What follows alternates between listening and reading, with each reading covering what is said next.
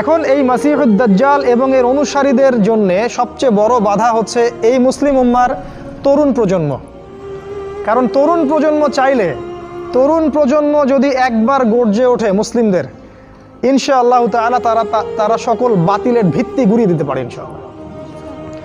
তরুণ প্রজন্মের মধ্যেই ছিল খালিদ বিন ওয়ালিদ, তারেক বিন জিয়াদ, এই মানুষগুলা, ওমর ইবনুল খাত্তাব, আলী ইবনে আবি তালেব, যায়েদ ইবনে হারসা, আসাদুল্লাহ, সাদ ইবনে আবি ওয়াক্কাস। এই যে সাহাবায়ে কেরামদের নাম আপনারা জানেন, তরুণ সাহাবী ছিলেন যখন তার ইসলামের পক্ষে দাঁড়িয়েছিলেন।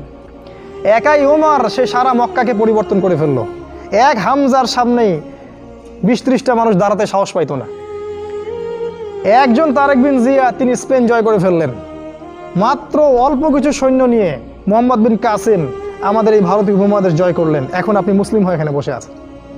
তো প্রথম যে কাজটা তারা করেছে সেটা হলো তারা আপনাকে আপনার জীবনের উদ্দেশ্য থেকে সরিয়ে দিয়েছে। 2 নম্বর কাজ তারা যেটা করেছে সেটা হলো যে আপনার শারীরিক শক্তিটাকে তারা নষ্ট করেছে। প্রথমত, এখনকার যুবকদের শারীরিক শক্তি আর আমাদের চাচাদের শারীরিক শক্তির মধ্যে আকাশ পাতাল পার্থক্য আছে। এখানকার কোনো চাচার সাথে লড়াই করার ক্ষমতা তোমাদের নাই। তোমরা 3 জন মিলে একজন চাচার সাথে পারবা না ইনশাআল্লাহ, আমি বিশ্বাস করি এটা। তুমি এখনো আমার সাথে পারবা না। আগেকার মানুষদের যে শক্তি, ফিজিক্যাল স্ট্রেংথ, এটা তোমাদের মধ্যে নাই। তোমরা কি বুঝতে পারো? এটা ওরা করেছে। কিভাবে জানো? তোমাদের জীবনযাত্রার রুটিনটা তারা চেঞ্জ করে দিয়েছে। তোমরা এখন ঘুমাও 12টা, 1টা, 2টা, 3টায়, আর ওঠো ওই যে 10টা, 11টা, 12টায়। তোমরা আর রাসূলের সুন্নাহ অনুযায়ী চলো না। আমাদের চাচারা ঘুমাতেন 9টায়, ওই যে ভোর 4টায় উঠতেন, তাহাজ্জুদ পড়তেন, তারপরে নামাজ পড়তেন, মাঠে কাজ করতে যাইতেন। তাদের যে ফিজিক্যাল স্ট্রেংথ, এটা তোমাদের মধ্যে নাই। যদি আবারও মুক্তিযুদ্ধ হয়, তোমরা কিছুই করতে পারবে না দেশের জন্য। ওটা পেঁচাল পারে লাভ নাই যে সোনার প্রজন্ম তৈরি করতেছে, এগুলো বোগাস কথাবার্তা। বিশ্বাস না হয় একটা মাঠে 10 পাক রাউন্ড দেওয়ান না সবাইকে, একটা মাঠে নিয়ে যান, 10 পাক দৌড়াতে লাগায় দেন, দেখেন কয়জন দৌড়াতে পারে। তোমাদের শারীরিক শক্তি ওরা নষ্ট করে দিয়েছে। এটা একটা, তোমাদের রুটিনটা ওরা চেঞ্জ করেছে। তোমাদের হাতে ধরিয়ে দিয়েছে smartphone, laptop, internet, Facebooking, YouTubing, সারা দিন সারা রাত ওই মোবাইলের পিছনেই বসে আছে। আমি শহরের ছেলে তো, আমি তো আরও ভালো জানি আপনাদের চাইতে। রাস্তায় হাঁটি, মাথা উপরে তুলে হাঁটে না, মাথা নিচের দিকে তুলেই হাঁটে। কার সাথে ধাক্কা লাগছে, কার সাথে কি হচ্ছে টেরই পায় না। শারীরিক শক্তি তোমাদের নষ্ট করেছে। আরেকটা কাজ তারা করেছে, আমরা যে খাবার খাই সেই প্রত্যেকটা খাবারের মধ্যে তারা এমন কিছু পয়জন ঢুকিয়ে দিয়েছে যার মধ্য দিয়ে এমন জটিল জটিল রোগ ব্যাধির সৃষ্টি হচ্ছে যেটা আগের 50-100 বছর আগে ছিল না। বিশ্বাস না হলে আপনি চেক করে দেখেন। এখন যত খাবার তোমরা খাও, বাইরের খাবার, ম্যানুফ্যাকচার্ড খাবার, এই প্রতিটা খাবার তোমাদের শরীরের জন্য ক্ষতিকর। যা খাচ্ছ বাইরের ম্যানুফ্যাকচার্ড, এই যে ড্রিঙ্কসগুলো খাচ্ছ, এই যে ফুডগুলো খাচ্ছ, ফাস্ট ফুড খাচ্ছ, এই যে হোটেলগুলোতে খাচ্ছ, হাইজেনিক কোনো খাবারই তোমরা খাচ্ছ না। অথচ আমাদের এই চাচাদের দিকে তাকিয়ে দেখো, তারা সব দেশি জিনিসপত্র খেয়ে খেয়ে বড় হয়েছেন। ওই সময় ফ্রেশ বাতাস, ফ্রেশ খাবার, এখনও তারা স্ট্রং। আর তোমার এই 30 বছর বয়সে, আমার এই 30-25 বছর বয়সে আমরা ওটা করতে পারছি না।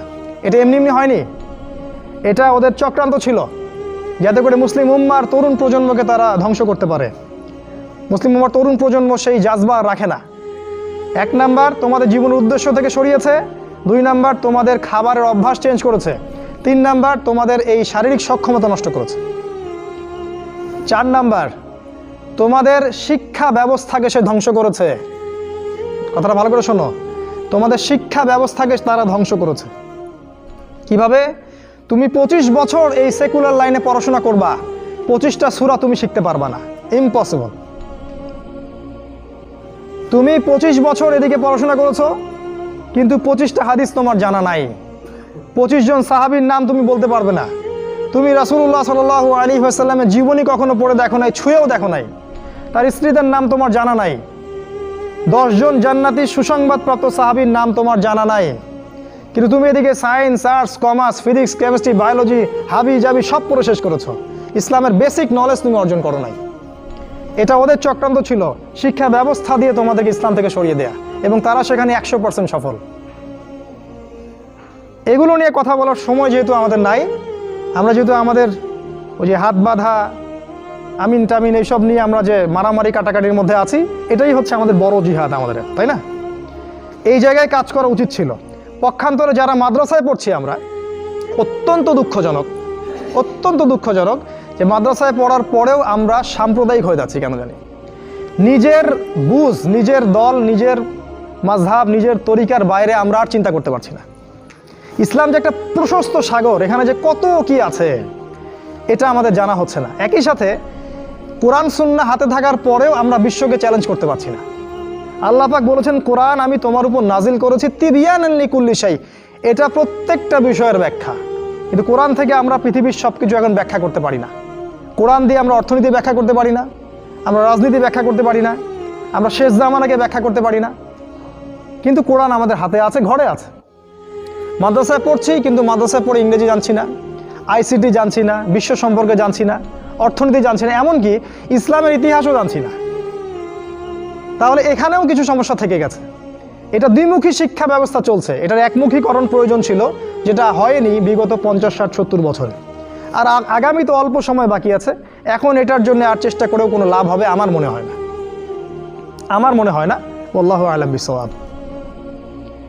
এটা 4 নাম্বার কাজ তারা করেছে, এডুকেশন সিস্টেমকে দিয়ে তোমাদের ভিতরটাকে ধ্বংস করে দিয়েছে। 5 নাম্বার, তারা তোমাদেরকে দুনিয়ার মোহে ব্যস্ত রেখেছে। 5 নাম্বার, দুনিয়াটাকে এত সুশোভিত করে তোমাদের সামনে তুলে ধরেছে, মনে হচ্ছে এই দুনিয়াই সব কিছু।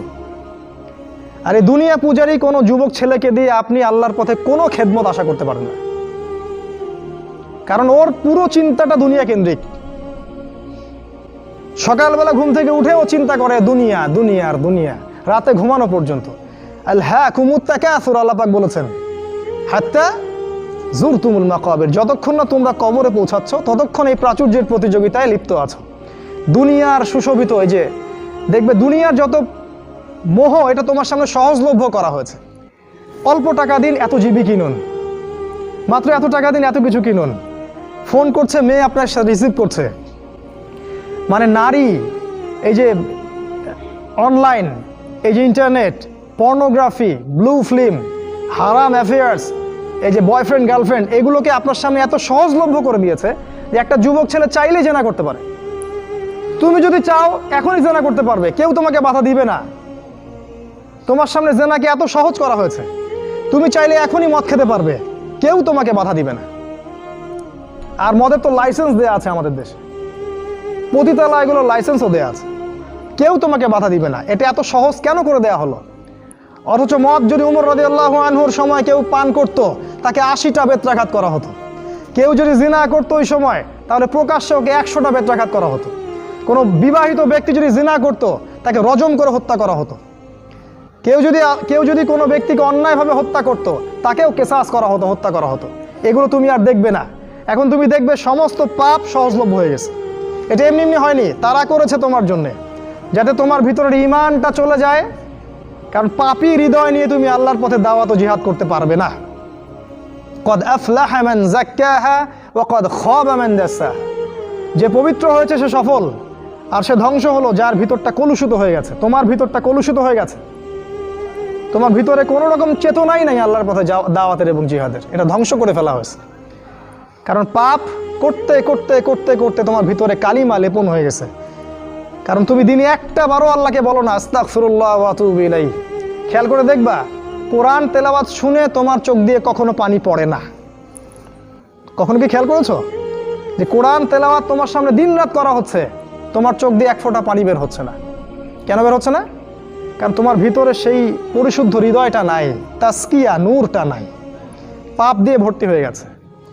6 নাম্বার, নারীকে তোমার সামনে সহজলভ্য করা হয়েছে। নারী, মেয়েদেরকে তোমার সামনে এমনভাবে উপস্থাপন করা হয়েছে ন্যাংটা করে। রাসূল সাল্লাল্লাহু আলাইহি ওয়াসাল্লাম বলেছিলেন যে শেষ জামানায় 2 শ্রেণীর মানুষ আসবে যাদেরকে আমি এখনো দেখি নাই। এক শ্রেণী হচ্ছে নিসাউন কাসিয়াতুন আরিয়া মুইলাতুন মামিলাত, মানে এমন এক শ্রেণীর মেয়ে বের হবে শেষ জামানায় যারা কাপড় পরেও ন্যাংটা হয়ে থাকবে। ভাষাটা ভালো করে বোঝেন, কাপড় পরেও তারা নগ্ন হয়ে থাকবে। আমার মনে হয় না এটার ব্যাখ্যা করার দরকার আছে। কাপড় পরবে, কিন্তু কাপড়ের সব কিছুই, ভিতরে সব কিছু আপনি দেখতে পারবেন, বুঝতে পারবেন কোন অঙ্গ কতটুকু উঁচু নিচু, কোনটা কি। এখন এমন ড্রেস বাইরে থেকে ভিতরে সব দেখা যায়, কাঠামোকে সেটাও দেখা যায়। এমনকি এমন বোরখা বের হয়েছে এখন, যেটা পরার পরেও দেখবেন যে তার ফিজিক্যাল সমস্ত স্ট্রাকচার বোঝা যায়। এই যে নারীরা বের হবে, এটা রাসূল আগেই বলেছিলেন। একটা হাদিস আপনাদেরকে বলি, নবী সাল্লাল্লাহু আলাইহি ওয়াসাল্লাম আরও বলেছেন যে এই মাসিহুদ দাজ্জালের সবচেয়ে শেষ অনুসারী হবে এক শ্রেণীর নারী, এক শ্রেণীর নগ্ন নারী, যাদেরকে তার স্বামী, বাবা, পিতা ঘরে রাখতে চাইবে, কিন্তু তারা ঘরে থাকবে না, তারা বাঁধন ছিঁড়ে বের হয়ে চলে যাবে বাইরে। আবার বুঝাই, শেষ জামানায় মাসিহুদ দাজ্জালের অনুসারী হবে এক শ্রেণীর নারী, যাদেরকে তাদের পিতা, স্বামী, ভাই ঘরে রাখতে চাইবে, তারা ঘরে থাকবে না। আপনি কি বুঝতে পারছেন তারা কারা? বর্তমান সময়ের এই ফ্যামিনিস্ট রেভলিউশন যারা করছে, এরা সবাই দাজ্জালের অনুসারী। দাজ্জাল যখন বের হবে, এরা সবাই তাকে অনুসরণ করবে, অবশ্যই করবে। একটা কোভিড-19 যদি সবাইকে একমুখী করে ফেলতে পারে, দাজ্জালের ফিতনা যে কত ভয়ঙ্কর হবে সেটা চিন্তাই করতে পারবেন না আপনি। একটা খালি হুঙ্কার যে মূর্তি স্থাপন হবেই, যে এর বিরোধিতা করবে তার বিরুদ্ধে রাষ্ট্রদ্রোহের মামলা দেওয়া হবে, সারা দেশের মানুষ ম্যাক্সিমামই এখন ওইদিকে অনুসরণ করছে। এই যদি অবস্থা, তাহলে দাজ্জাল যখন বের হবে তখন যে কোটি কোটি মানুষ তাকে অনুসরণ করবে না, এটা কি কোনো গ্যারান্টি আছে? বরং কোটি কোটি মানুষই তাকে অনুসরণ করবে। তোমার সামনে নারীকে সহজলভ্য করে দেওয়া হয়েছে। স্কুলে নারী, স্কুল কলেজের মধ্যে কো এডুকেশন, ছেলে মেয়ে একসাথে বসে পড়াশোনা করে। একটা মেয়ে এরকম নগ্ন পোশাক পরে আমার সামনে যদি বসে থাকে দিনে 5 ঘন্টা, কয়দিন আপনি জেনা থেকে দূরে থাকতে পারবেন বলেন তো?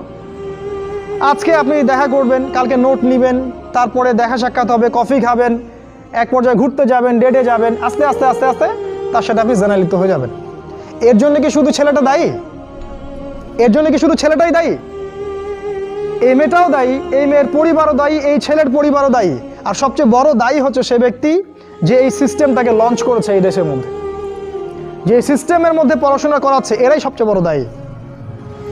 সূরা নূরের একটা আয়াত আছে না, যে যারা মুমিনদের সমাজের মধ্যে এই অশ্লীলতা ছড়ায়, তারা যেন সতর্ক হয়ে যায়, আল্লাহর পক্ষ থেকে ভয়ঙ্কর আযাব তাদের উপর আসবে। তোমরা পড়াশোনা করবা, তোমাদের সামনে মেয়েদেরকে ছেড়ে দেওয়া হয়েছে, কলেজে যাবা তখন তো আরও অবস্থা খারাপ, ফ্রি মিক্সিং, যা ইচ্ছা তাই করতে পারবা তোমরা। আর সামনের দিনগুলোতে দেখবা লিভ টুগেদারকে জায়েজ করে দেওয়া হবে, এটাও হবে, এটাও দেখার বাকি থাকবে না। অন্য দেশগুলোর মতো দেখবা ছেলে মেয়ে একসাথে থাকতে পারবে, বিয়ের দরকার হবে না, এটাও হবে সামনে। মেয়েকে সহজলভ্য করে দেওয়া হবে, চাইলেই তুমি জেনা করতে পারবে। এগুলো এমনি এমনি হয়নি, ওরা প্ল্যান করে এটা করেছে যাতে তোমার ভিতরের ইমানি তেজটা নষ্ট হয়ে যায়। ওয়াকাদ খাবা মান দাসাহা, যার ইমানের তেজ থাকবে না ধ্বংস হয়ে যাবে সে।